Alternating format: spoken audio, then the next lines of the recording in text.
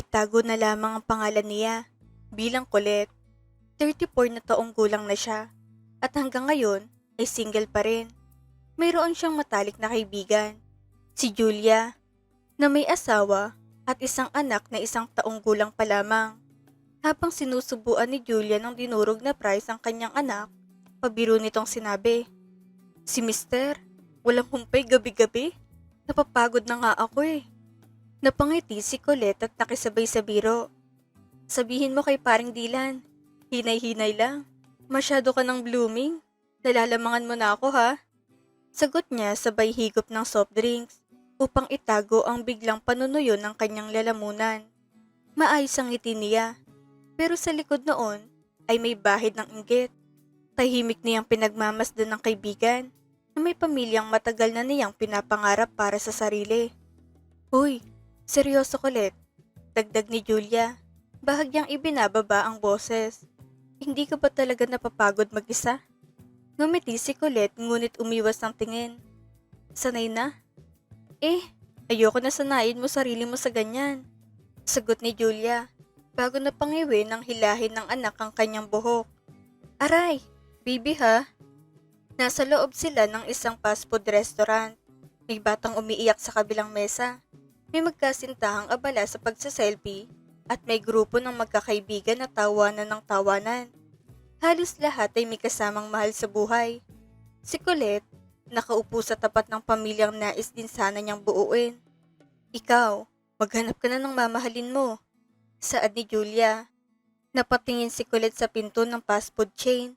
Nang bumukas iyon, pumasok si Dylan. Parang saglit na bumagal ang paligid. Nakaitim itong shirt, bahagyang pawisan ng noo na tila kagagaling lang sa init sa labas. Hinawi nito ang buhok paatras habang hinahanap sila ng tingin. "Nahanap ko na." Mahina ngunit malinaw na sagot ni Colette. Hindi inaalis ang tingin kay Dylan. "Talaga? Bakit hindi mo naman pinapakilala sa akin?" Tuwang-tuwang tanong ni Julia. "Hindi pa kasi niya alam." Banat niya. "Kainis ka naman?" Natatawang saad ni Julia. Lumapit si Dylan sa mesa nila. "Tapos na kayo?" Tanong ni Dylan nang makalapit ito.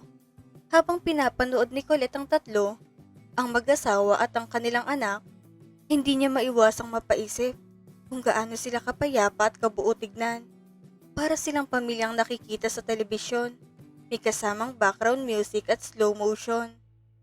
"Oo, nag-uusap lang kami. Saka hinihintay ka," sagot ni Julia kay Dylan. "Oh, say hi to Papa Dylan, baby." Ngumiti si Dylan at marahang kiniliti ang pisngi ng anak nila. "Hello, champ." Hindi napigilang mapangiti ni Colette habang pinagmamasdan niyon. May kakaibang lambing sa kilos si Dylan. Magaan ang presensya at likas na likas ang pagiging ama nito. Sana. Ngunit agad niyang pinutol ang sariling isip. Pero hindi pwede. "Nabili mo ba yung gusto mong helmet?" Tanong ni Julia habang inaayos ang gamit ng bata. "Oo, nasa kotse na.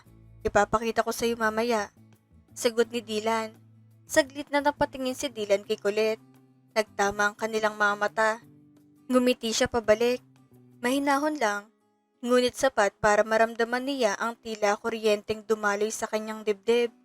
Isang iglap lang iyon, ngunit may kung anong hindi maipaliwanag. "Mayroon ka pa bang pupuntahan?" Tanong ni Dylan sa kanya. "Wala na, uuwi na rin ako," sagot niya. "Sumabay ka na sa amin para hindi ka namamasaheros." Alok nito. Sandali siyang nag-isip. May kung anong kumurot sa konsensya niya. Mali ba? Pero magkaibigan naman sila. Wala namang masama kung sasabay lang siya pa uwi. "Sige ba?" Tugon niya sa huli. Sabay-sabay silang lumabas ng restaurant at sumakay sa kotse. Naupo si Colette sa likod, katabi ng baby seat. Sa unahan naman sina Julia at Dylan. Habang pinaaandar ni Dylan ang makina, iniabot nito ang kamay at saglit na hinawakan ang kamay ni Julia sa gitna. Simpleng hawak lang. Walang mali siya. Ngunit malinaw kay Colette na may mundong sila lamang kabilang. Nag-uusap ang mag-asawa tungkol sa mga plano nila. Paminsan-minsan ay nagtatawanan. "Lab, huwag mong kalimutan yung passport ng bata ha." Paalala ni Julia. Nasa drawer na, kasama yung documents mo. Ako pa ba? Sagot ni Dylan. Oh ha, organize. Biro ni Colette mula sa likuran. Siyempre, saglit na lumingon si Dylan sa kanya. Future ready dapat. Mas lalong sumikip ang dibdib ni Colette sa salitang future. Next month, pupunta kami Hong Kong. Saad ni Julia. Buti, maganda doon. Sagot niya. Habang umaandar ang sasakyan, napatingin siya sa rearview mirror. Doon niya napansin ang mga sulyap ni Dylan. Mabilis, paulit-ulit. Nahuhuli nito ang refleksyon niya, saka agad ding umiilag. Pinilit niyang bigyang kahulugan iyon. Siguro dahil sexy siya at maikli ang suot niyang damit. Sanay si Colette sa mga ganitong tingin. Madalas ay pitted o may ikli ang kanyang mga kasuotan. Lantad ang makinis niyang balat. Hindi naman siya nagbibihis para kanino man. Hindi rin siya nag-e-effort para mapansin ng kahit sino. Nagkunwari si Colette na may inaayos sa kanyang buhok habang nakatingin sa rearview mirror. Tila ba abala lamang sa sarili. Ngunit sa loob-loob niya, gising na gising ang kanyang dibdib. Mabilis ang tibok, parang may lihim na inaabangan. Pagdating sa tapat ng apartment niya, bumaba siya at bahagyang yumuko sa bintana ng sasakyan. Gusto niyo ba munang magkape? Alok niya. May halong pag-asa sa tinig. Kahit sandali sana. Naku, huwag na. Uuwi na rin kami. Tanggi agad ni Julia. Pagod na rin si baby eh. Sige, next time na lang. Dagdag ni Dylan. Sabay kindat ng pabiro. Hindi alam ni Colette kung biro lang ba talaga iyon o may ibang ibig sabihin. Pinagmasdan niya ang sasakyan habang papalayo. Unti-unti itong lumiit sa kalsada hanggang sa tuluyan ng maglaho sa kanyang paningin. Naiwan siyang nakatayo roon. Hindi malaman kung anong eksaktong nararamdaman. Paulit-ulit ang takbo ng araw niya.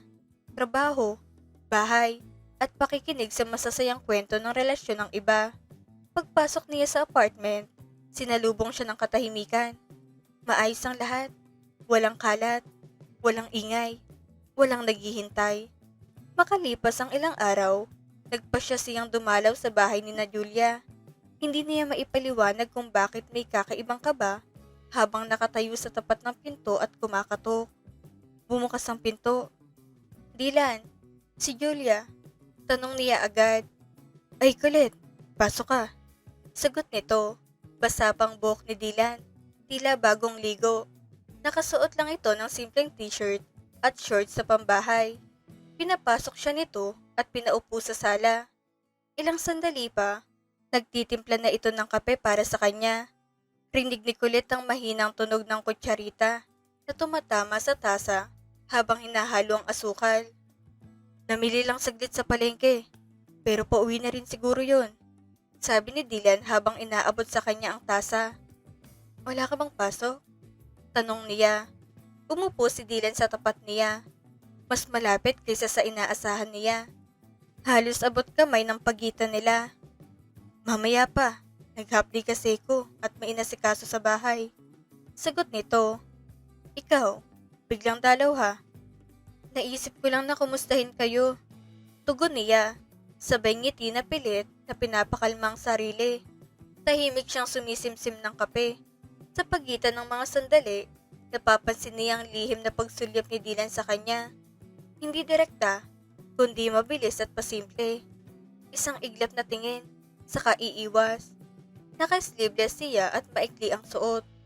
Malayo sa estilo ni Julia, na konserbatibo at tila laging simple manamit. Hindi maintindihan ni Colette kung bakit hindi siya kumikibo. Sa halip na mailang, may bahagi sa kanya tila naghihintay. Parang gusto niyang maramdaman na may tumitingin sa kanya ng ganon. Colette, anong ginagawa mo dito? Tanong ni Julia pagkapasok dito. Pawisan at may bitbit na mga gulay mula sa palengke. Wala naman.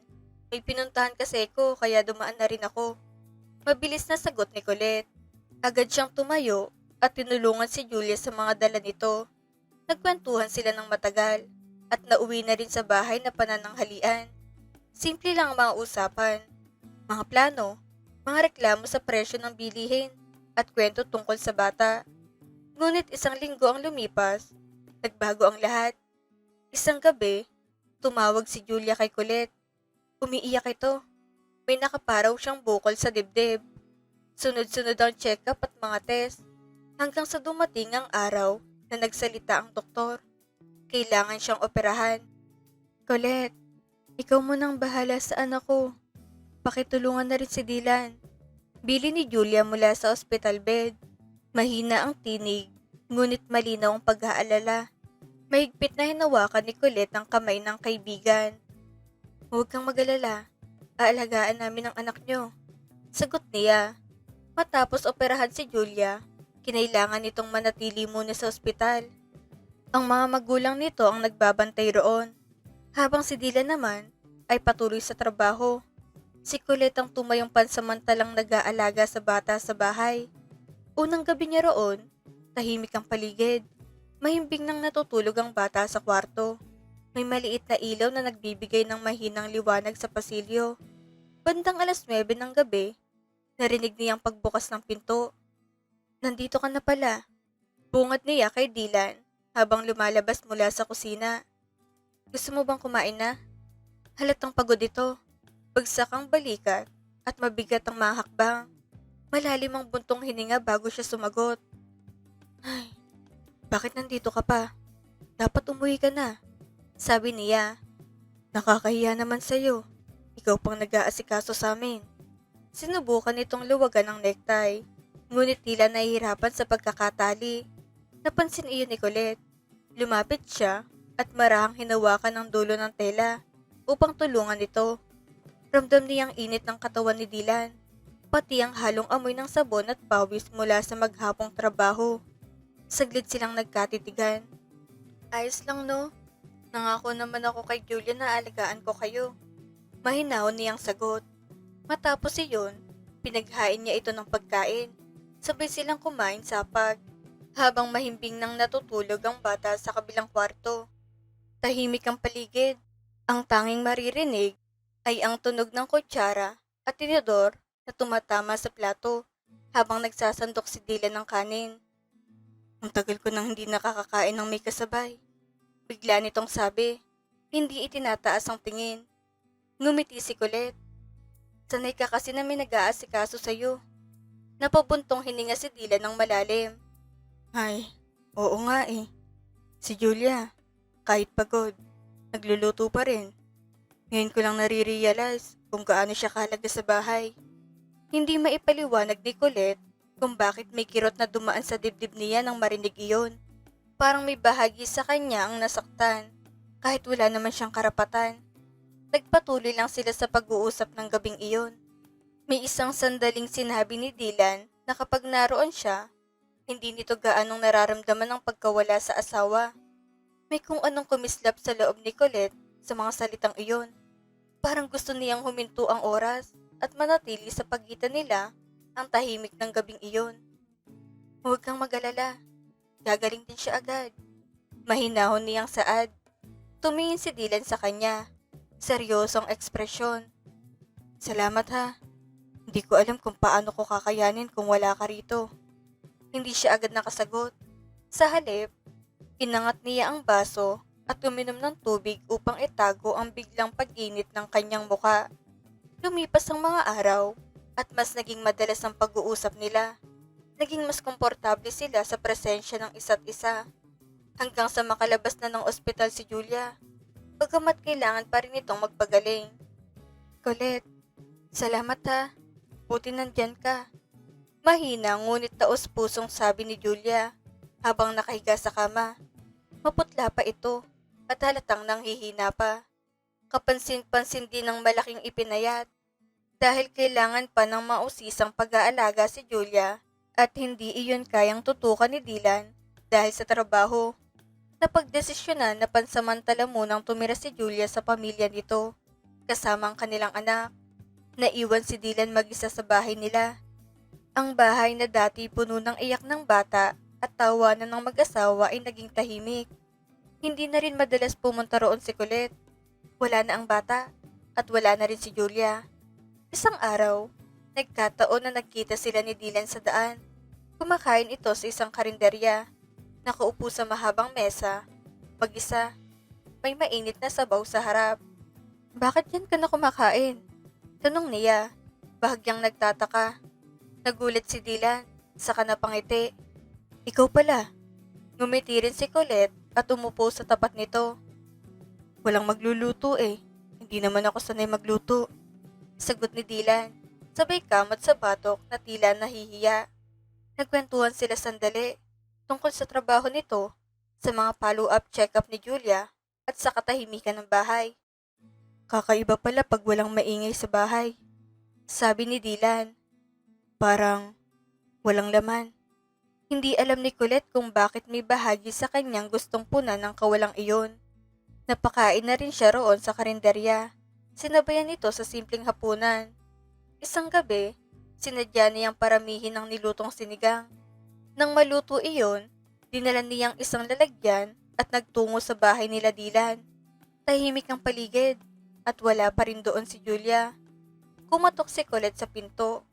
Ilang segundo ang lumipas bago iyon bumukas. Anong ginagawa mo dito? Nagtatakang tanong ni Dylan. Mukhang paalis ito. Nasa kamay na ang susi ng kotse. Aalis ka ba? Balik niyang tanong. Bibili lang ako ng ulam. Sagot nito. Napangiti si Colette at bahagyang itinaas ang paper bag na dala. Sobra yung naluto kong sinigang. Sakto, kaya naalala kitang bigyan. Bahagyang natawa si Dylan. Nagabala ka pa. Ayos lang. Baka naman ikaw pang magkasakit kakakain mo sa labas. Iba pa rin ang lutong bahay. Sagot niya. Pumasok sila sa loob. Silang dalawa lang. Hindi na umalis si Dylan at sa halip ay naupo sa hapag. Inilapag ni Colette ang lalagyan ng sinigang sa mesa. Umangat ang singaw nito at agad kumalat ang maasim at nakakagutom na amoy ng sampalok at gulay sa kusina. Napapikit si Dylan sandali habang sumusubo. Pumapayat ka na. Puna ni Colette. Ngumiti ito ng bahagya. Miss ko na to. Yung may nagluluto. Wala kasing nagluluto eh. Sagot niya. Tahimik ang bahay. Ngunit hindi na kasing bigat ng dati ang pakiramdam sa loob. Lagi kong sasobrahan para naman makakain ka ng maayos. Sabi ni Colette. Naku, huwag na. Nakakahiya sa'yo. Naaabala pa kita. Tugon ni Dylan. Ayos lang. Sagot niya. Sabay hawak sa kamay nito. Mainit ang palad ni Dylan. Hindi ito agad umiwas. Ilang segundo silang nanatiling ganoon. Magkalapit, tahimik. Parehong may nararamdamang hindi dapat palalimin. Sa pagdikit ng kanilang mga balat, may kung anong gumising kay Colette. Isang pakiramdam na matagal na niyang hinahanap at alam niyang hindi niya dapat matagpuan sa ganoong sitwasyon. Mula noon, napapadalas ang pagpunta niya sa bahay. Madalas silang dalawa lang. May mga gabing inaabot siya roon ng hating gabi sa kakakwentuhan. May mga pagkakataon din na doon na siya nakakatulog sa sala. O iyon ang sinasabi nila sa sarili nila. Unti-unting nag-iba ang timpla ng samahan. Habang wala si Julia sa bahay, tila mas madali para sa kanila kalimutan ng realidad. Parang may sarili silang mundong hiwalay na dapat nilang panagutan. Isang gabi, nagkayayaan silang uminom. Sabi ni Dylan, sobra raw ang stress niya at hindi siya tumanggi na samahan nito. Sa sala lamang sila. Tanging ilaw ng maliit na lampshade ang nakabukas. Tahimik ang buong bahay. Ang lamig-lamig na ng gabi ko.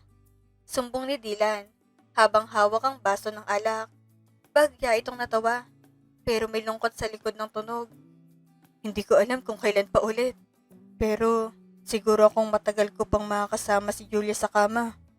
Dahil sa tama ng alak at sa matagal ng damdaming kinikimkim, may salitang kusang lumabas sa bibig ni Colette.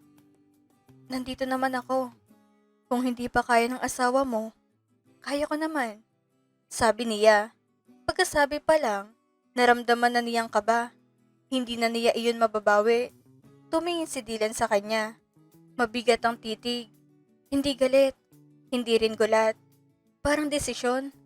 Unti-unti itong lumapit at hinalikan siya. Sa sandaling iyon, tuluyan ang nabura ang linyang matagal nilang iniiwasan.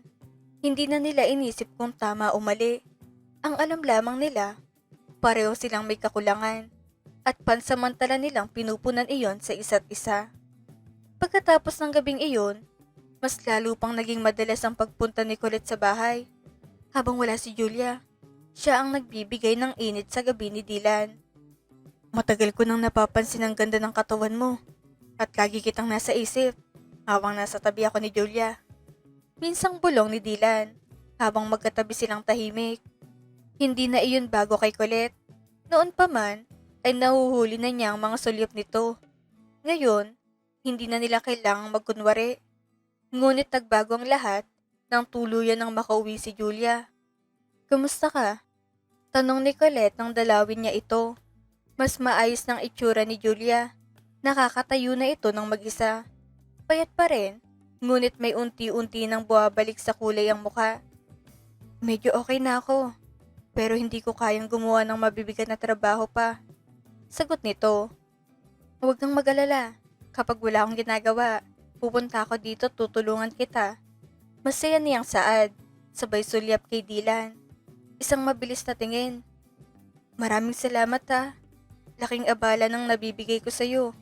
Dagdag pa ni Julia. "Para na tayong magkapatid, kaya huwag kang mag-alala." Sagot ni Colette. Ngunit ang salitang magkapatid ay tila may bigat na bumagsak sa kanyang dibdib. Mula noon, halos gabi-gabi siyang naroon sa bahay nila. Siyang nagluluto, naglilinis, tumutulong sa kung ano ang kaya niya, lalo na tuwing Sabado at Linggo. Isang gabi, habang abala siya sa kusina at nagluluto, naramdaman niyang marahang paglapit ni Dylan sa kanyang likuran. Mahina lamang ilaw at tahimik sa sala. Bigla siyang hinalikan nito sa batok. Napapikit si Colette saglit sa halik sa batok niya. Ngunit agad din siyang napamulat at napatingin sa sala. "Baka makita tayo ng asawa mo." May hinang saway niya. Sa kusina, may mga pasimpleng haplos si Dylan. "Hindi yan, nasa kwarto siya at hindi yun makakatayo ng mag-isa." Bulong ni Dylan. Mainit ang hininga sa kanyang tenga. Ngunit pinigilan pa rin niya ito kahit ramdam niyang nanginginig na rin siya. "Delikado. Tama na." Maya-maya, tinawag na sila ni Julia para kumain. Parang walang nangyari. Sabay-sabay silang naupo sa mesa. Si Julia na mahina pa at mabagal kumilos at silang dalawa na tahimik. Pilit inaayos sa mga muka at kilos. Dumating ang oras na kailangan na niyang umuwi. "Dylan, hatid mo na kaya si Colette?" Mungkahi ni Julia. "Nako, huwag na. Nakakahiya naman. Saka baka pagod na rin si Dylan." Agad na tanggi ni Colette. "Okay pa naman ako. Saka ito na lang kapalit ng tulong mo sa pag-aalaga sa amin." Sagot ni Dylan. Hindi na siya nagpumilit pa. Sumakay na siya sa kotse. Tahimik ang biyahe. Mabigat ang hangin sa loob ng sasakyan. Kahit walang salita, ramdam ni Colette ang mga tingin ni Dylan. Pagdating sa apartment niya, sumunod ito sa loob. Pagkasara ng pinto, agad siyang hinalikan ni Dylan sa labi. Parang matagal na nitong pinipilit ang sarili at iyon ang sandaling hinihintay. Hindi na nila pinagtalunan kung tama ba o mali ang ginagawa. Sa isip nila, pareho silang may kakulangang natatagpuan sa isa't isa. Pagkaraan, naupo silang tahimik sa gilid ng kama. Parehong hinihingal. Hindi lang dahil sa nangyari, kundi dahil sa bigat ng katotohanang unti-unti nilang binabaliwala. "Mas gusto ko pa nga sa magulang niya siya magpagaling." Mahinang sabi ni Dylan habang nakatitig sa sahig. "Gagaling din siya at malapit mo na ulit siyang makasama sa kama." Sagot ni Colette. Pilit pinapatatag ang boses. Tumingin si Dylan sa kanya. "Pero iba ka pa rin." Puri nito. Hindi niya malaman kung tama ba siyang matuwa o masaktan sa narinig. Habang tumatagal, hindi sila nahuhuli. At dahil doon, lalo silang naging kampante. Unti-unti, nasanay sila sa sekreto. Parang naging normal na lamang lahat sa pagitan nila. Isang gabi, nasa kusina sina Colette at Dylan, habang nagpapahinga si Julia sa kwarto. Mahina ang ilaw at tahimik ang buong bahay. Sa pagitan ng mga bulong at pagdikit ng mga kamay, muli silang nalunod sa init ng sandali. hanggang sa may biglang sumabog na boses na bumasag sa katahimikan. Mga walang iya! Sigaw ng mama ni Julia. Parang binuhusan sila ng malamig na tubig. Nanigas si Kulit sa kinatatayuan. Agad silang sinugod ng ina ni Julia. At sa isang iglap, ay nagkagulo ang lahat. Ma! Tama na! Sigaw ni Dylan habang pilit itong hinahawakan. Ngunit ang galit ng isang ina ay hindi madaling pigilan.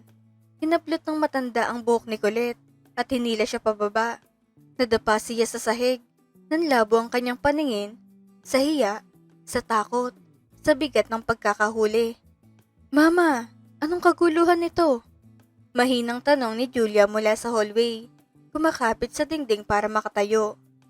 Iyang magaling mong asawa at higad mong kaibigan. Nahuli kong naghahalikan. Galit na sigaw ng kanyang ina. Sa sandaling iyon, parang gumuho ang mundo ni Colette. Lahat ng tinatago nila, lahat ng pilit na ginawang normal, ay nabunyag sa pinakaayaw niyang paraan.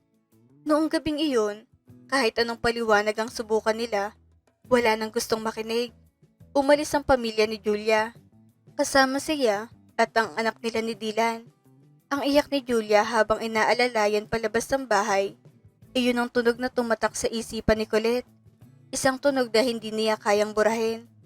Naiwan silang dalawa ni Dylan sa sala. Basag ang katahimikan. Wasak ang lahat. Sabi ko naman kasi sa'yo eh. Huwag tayo dito. Nanginginig na sabi ni Colette. May halo ng sisi at takot. Ngunit huli ng lahat. Hindi nagtagal, umalis din siya sa lugar na iyon. Kumalat ang balita. Ramdam niya ang mga matang mapanghusga. Ang mga bulungan sa likod niya. Ang bigat ng reputasyong tuluyang nadungisan. Nagsisisi siya. Ngunit wala nang maibabalik. Napagdesisyonan nilang tigilan ng lahat. Nagbanta si Julian na kung ipagpapatuloy pa nila, ipapakulong sila. Huling beses silang nag-usap ni Dylan sa labas ng bahay. Pareho silang hindi makatingin ng diretso sa isa't isa. Tama na to. Mahina nitong sabi. Marami nang nasira. Kaysa sa nabuo. Tumango lamang si Colette. Wala na siyang lakas makipagtalo. Pareho silang pagod. Hindi sa isa't isa, kundi sa bigat ng kasalanang ginawa nila. Naghiwalay sina Julia at Dylan. At hindi na rin sila nagkita pang tatlo. Namuhay silang magkakahiwalay. May mga pagkakataong nasisilayan ni Colette si Julia sa malayo. Hawak ang kamay ng anak nito. Ngunit tuwing magtatama ang landas nila, umiilag ng tingin si Julia. At mas masakit iyon kaysa sa anumang sigawan. Habang tumatagal, lalo lamang lumalalim ang guilt na diadala ni Colette. Tuwing sasapit ng gabi, bumabalik sa alaala niyang mukha ni Julia. Ang mga matang puno ng sakit at hindi makapaniwala. Paulit-ulit iyong sumasagi sa isip niya.